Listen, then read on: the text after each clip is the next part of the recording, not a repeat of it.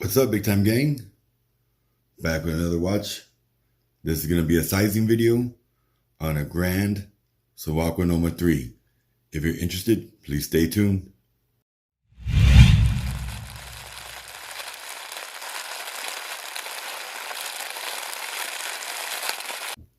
Alright, so let's open this bad boy up.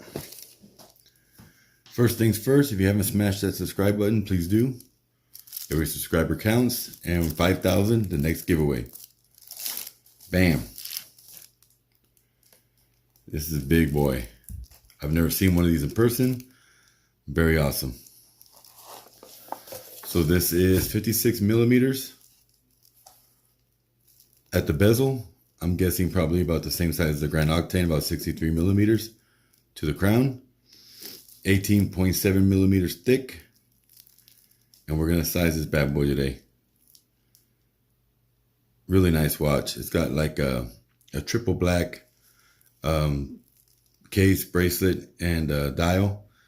And then it's got gunmetal for the top finish on the dial.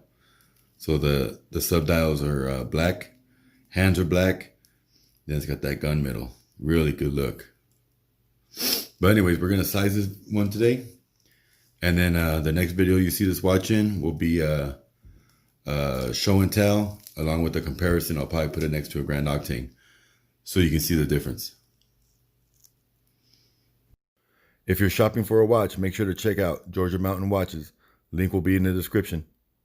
All right, first things first, we're going to unwrap it. Steve was nice enough to not even unwrap this bad boy. Let me do the honors.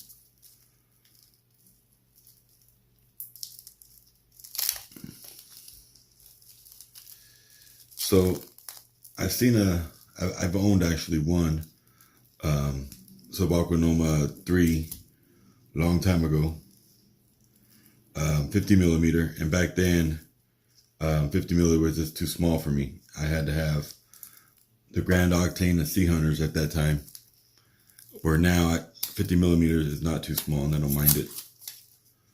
But at that time, it was way too small of a watch for me, and I traded it right away.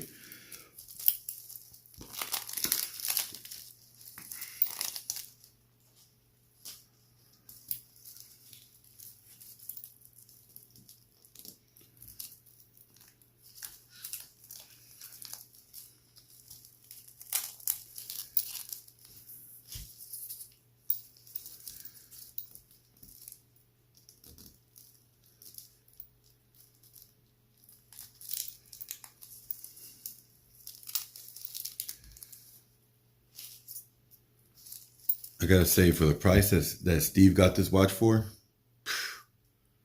it's a great piece. I got nothing bad to say about it at all. Got the nice etched in case back. It's not just ink on the back, it's actually etched in there. So I'm gonna try this on first because Steve wears his watches loose. And we've got close to the same size wrist, which works out nice. So I'm saying maybe 2, 3 max. See, I got that little bit of dangle there at the end. We'll see.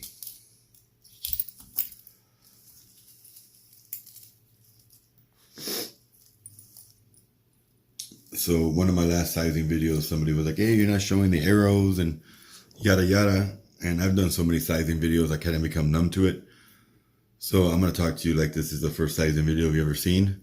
For somebody that's new to the channel, I'm doing this for you. So you see the arrows there? Those are pointing down. That's the way you want to hit the pin out. So I don't know whether it's a pin and sleeve or a cotter pin, but we're just going to play it safe and we're going to hit that pin down. If it's a cotter pin, you have to hit it down. If it's a pin and sleeve, it doesn't matter which direction you hit it. But just for a newbie, whenever you see that arrow, just hit it out that way. So you want to hit it down the same way the arrow's pointing. So we're just going to take out one, play it safe.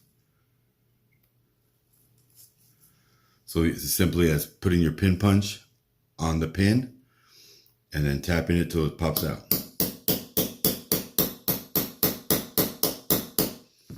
shouldn't be that hard. I'm probably hitting the plastic. Yes, I am. Same thing that happens to me all the time with this case holder or bracelet holder. Okay. So I knocked 2 pins out because one will only release the bracelet from itself. 2 will actually remove a link. So there we go. 1 link out.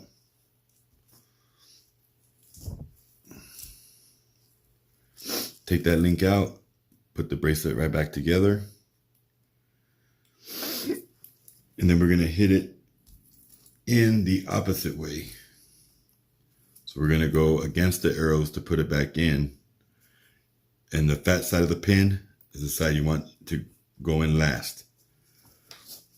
Now use the soft side of the hammer, which is plastic, hard plastic. Knock it in there, and then I always give it a little love tap to make sure that it's held in place nicely. Okay, now we'll do the other side. Same thing, find the arrows. Arrows are on this side. And we're going to take 1 out of this side as well. Now, if you're new to sizing your own watch, another thing to be cautious of is only hit the links that have the arrows. And I suggest if you're new to this, always start closest to the clasp. It's just a rule of thumb that makes it a lot easier. Because if you start hitting out links up here at the top and hit the pins up there, those pins aren't made to come out. They're glued in. And you might have problems later on down the road. Even if you can get it out, sometimes you can't even get it out. We're hitting the plastic again. Yep. And if you're wondering what I mean by hitting the plastic, I'll show you. So the bracelet holder, you see those holes and you see all those little like bites at it? That's every time I've hit a pin into that. So the holes are very narrow and there is solid between the holes. And a lot of the times when I'm hitting a pin out, I'm hitting that solid piece of plastic. And that's why the pin's stubborn. It doesn't come out right away. And I haven't found a better bracelet holder yet that I can use to do this job. So I just deal with it and complain about it every video now.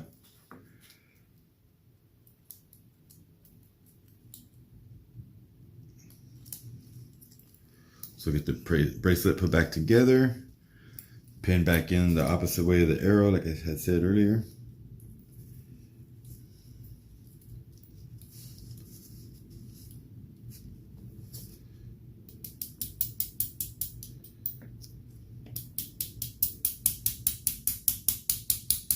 Okay,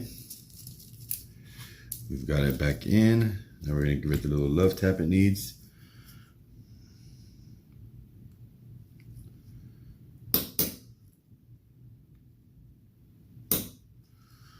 Let's try it on.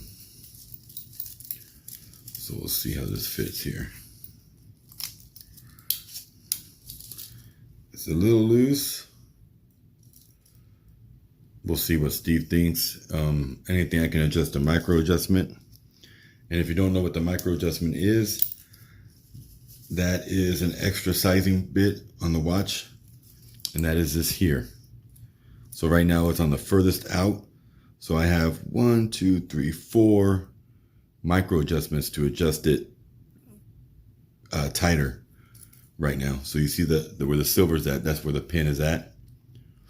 And the other 4 holes, I can move the whole link in to make the bracelet just a little bit tighter. That's called the micro adjustment, and that's there if you're in between links when you size it. That's there to help you with that.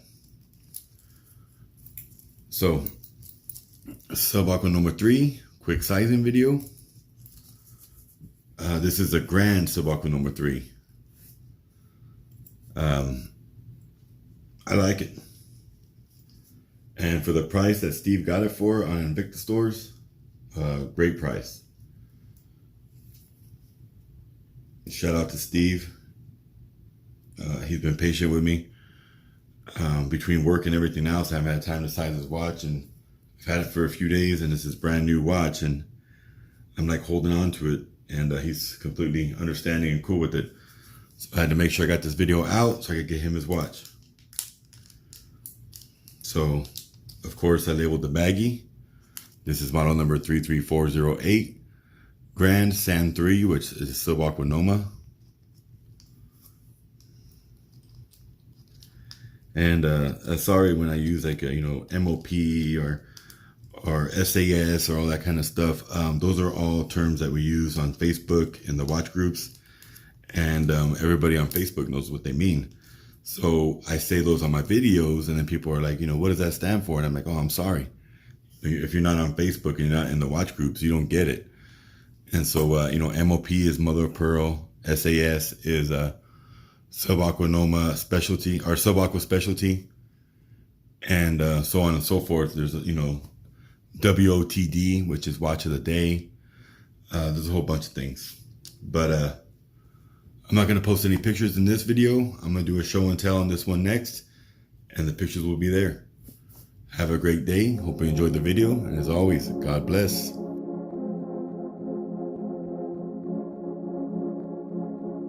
Better than the rest of them. Compare us to the best of them. Better than the rest of them. Compare us to the best of them. Know the name, know the game, know the pain, ayy. Know the name, know the game, know the pain, ayy. Know the name.